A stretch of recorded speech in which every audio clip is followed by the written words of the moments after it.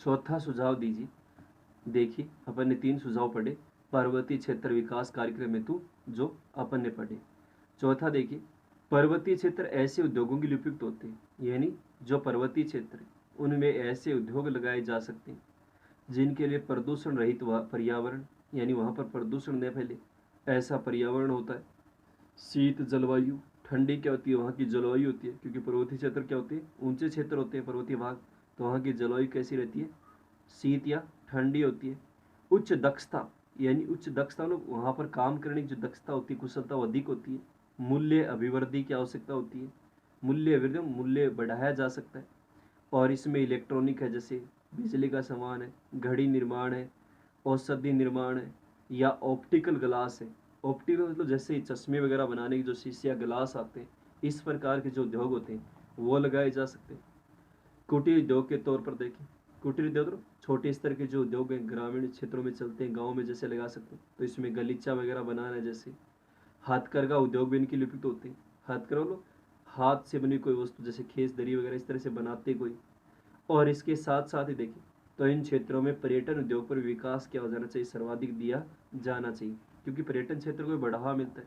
क्योंकि पर्वतीय क्षेत्र देखें तो पर्यटन को क्या करते हैं, बहुत ज़्यादा आकर्षित करते हैं। अगर पर्यटन को बढ़ावा मिलेगा तो बहुत सारे लोगों को वहाँ क्या मिलेगा, रोजगार आसानी से उपलब्ध हो सकता है।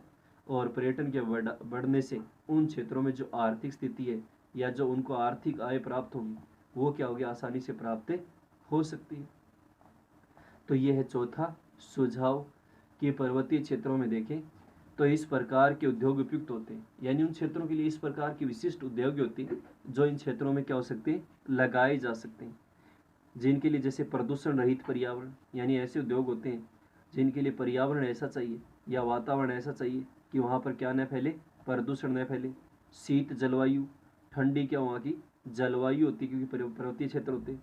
उच्च दक्षता होती है, दक्षता मतलब कुशलता अधिक, दक्षता मतलब काम करने की क्षमता अधिक होती है उन क्षेत्रों में, आसानी से इस प्रकार के उद्योग लगाए जा सके।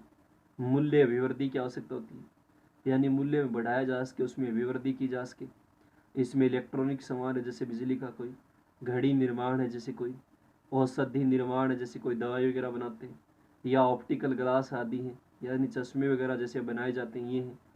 और कुटीर उद्योग पर तौर पर देखें तो गलीचा बनाना, यानी छोटे स्तर के जो उद्योग हैं जिसमें जैसे गलीचे वगैरह बनाते हैं ऊन के, या हथकरघा उद्योग देखें तो उन क्षेत्रों के लिए क्या होते हैं, उपयुक्त होते हैं।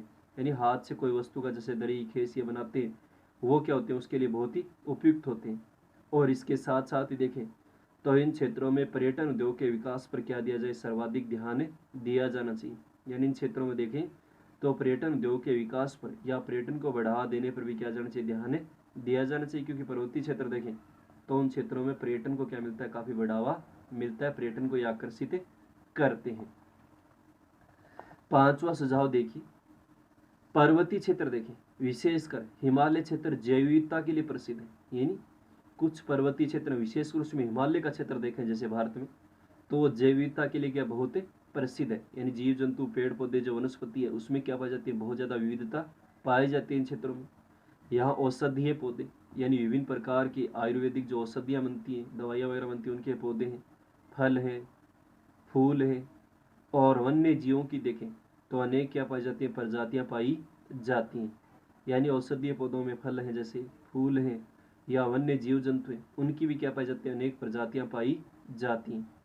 अतः एवं यहाँ की मूल्यवान पादप, अतः यहाँ की देखें तो मूल्यवान जो पादप है पेड़ पौधे एवं प्राणी संपदा, यानी पे जीव जंतु उनके संरक्षण और परिवर्धन हेतु, यानी उनका संरक्षित करने के लिए, परिवर्धन क्या होता है, उनको और बढ़ाने के लिए, उसमें और वृद्धि करने के लिए जैव आरक्षित क्षेत्र, यानी जैव आरक्षित क्षेत्र जो पड़ा था जैव विविधता के लिए निश्चित किए गए राष्ट्रीय उद्योग हैं या जीन केंद्रों का स्थापित करने की जरूरत है।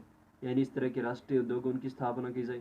जीन केंद्र का तो नए जैसे जीनों की जैसे गुणसूत्र कह सकते हैं अपन, या जिस प्रकार के नए जैसे अनुसंधान वगैरह इन क्षेत्रों में की जा सके, रिसर्च वगैरह, जिसे विभिन्न प्रकार की जो नई प्रजातियां पेड़ पौधों की जीव जंतुओं की उनके बारे में क्या चले, पता चले कि उनका औषधीय महत्व क्या बहुत ज़्यादा है, या दूसरी जो उनकी मांग है वो क्या बहुत अधिक है।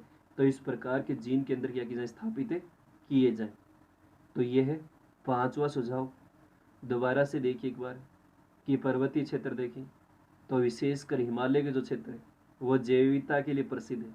यानी हिमालय के क्षेत्र में देखें तो बहुत अधिक जीव जंतु पेड़ पौधों में क्या पाई जाती है, विविधता पाई जाती है। और यहाँ औषधीय पौधों यानी ऐसे पौधे जो जिनसे क्या प्राप्त होती है, औषधियाँ बनाई जा सकती हैं आयुर्वेदिक देसी जैसे देखते हैं।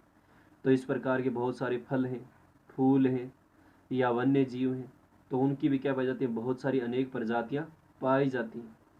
अतः एवं देखें तो यहाँ के मूल्यवान जो पादप हैं, पेड़ पौधे, प्राणी संपदा मतलब जीव जंतु है उनका जो संपदा मतलब वो बहुत अमूल्य जीव संपदा, उनका संरक्षण किया जाए, उनका परिवर्धन मतलब उनको और बढ़ाया जाए।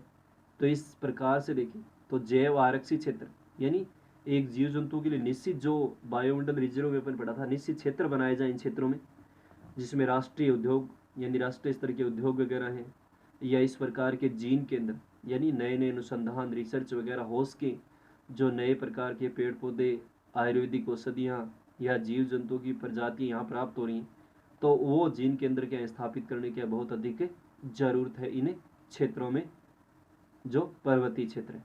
अंतिम और छठा सुझाव देखिए, पर्वतीय क्षेत्रों में देखें तो वैज्ञानिक नियोजन हेतु, नियोजन तो वैज्ञानिक ढंग से देखें तो एक योजना बनाकर जो भी संसाधन है जैसे मिट्टी है, खनिज है, वनस्पति है, जल आदि है, आदि के बारे में विविध जानकारी क्या है, आवश्यक है विधिवत जानकारी। यानी पर्वतीय क्षेत्रों में देखें तो एक वैज्ञानिक ढंग से उनका नियोजन बनाया जाए, योजना बनाई जाए, और जो भी संसाधन इन क्षेत्रों में जैसे मृदा, मिट्टी है, किस प्रकार के खनिज हैं, किस प्रकार की वनस्पति है, पेड़ पौधे हैं, जल के किस प्रकार के संसाधन हैं, उनकी विधिवत क्या प्राप्त हो सकती है, जानकारी प्राप्त हो सकती है।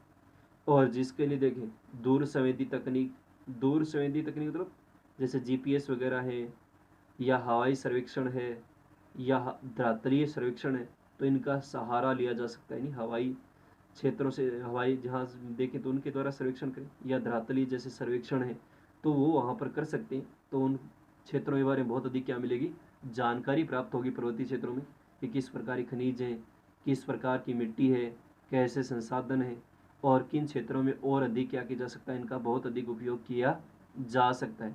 तो ये पूरी जानकारी क्या होती है, उनसे प्राप्त हो सकती है।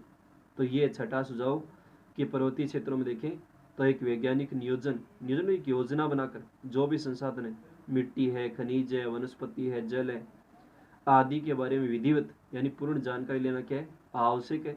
जिसके लिए दूर संवेदी जो भी तकनीक है जैसे जीपीएस वगैरह है, या हवाई छाया चित्र है यानी हवाई जहाज के माध्यम से भी सर्वेक्षण वगैरह करते हैं, या जो धरातलीय सर्वेक्षण है उनके बारे में से भी जानकारी ली जा सकती है, सहारा लिया जा सकता है। और जो भी इन क्षेत्रों में संसाधन है, मिट्टी, खनिज, वनस्पति आदि के बारे में अधिक से अधिक क्या प्राप्त की जा सकती है, जानकारी प्राप्त की जा सकती है। तो ये थे पर्वतीय क्षेत्रों हेतु सुझाव। अपन ने 6 सुझाव पढ़े कि पर्वतीय क्षेत्रों विकास कार्यक्रम हेतु कौन कौन से केंद्र या राज्य सरकार द्वारा कार्यक्रम चलाए जा सकते हैं, किस प्रकार के सुझाव दिए जा सकते हैं। तो 4 सुझाव इसमें से अच्छे से याद करने, क्योंकि 3 नंबर का प्रश्न आ सकता है कि पर्वतीय क्षेत्र विकास कार्यक्रम हेतु कोई 4 सुझाव दीजिए या स्पष्ट कीजिए। तो ये अपना पाठ था 21वां भारत में नियोजन, यानी एक तो मरु विकास कार्यक्रम को अच्छे से देखना है, एक ये पर्वतीय क्षेत्र विकास कार्यक्रम तो सुझाव देखने, या फिर पंचवर्षीय योजनाओं में को पूछ सकते हैं, या योजना आयोग क्या था अपन ने पढ़ाई था, नीति आयोग क्या है, या नियोजन किसे कहते हैं और कितने प्रकार का होता है। तो ये अपना पाठ था 21वां, समाप्त होता है भारत में नियोजन। कल अपन 22वां पाठ पढ़ेंगे, भारत में नियोजन एवं सतत विकास।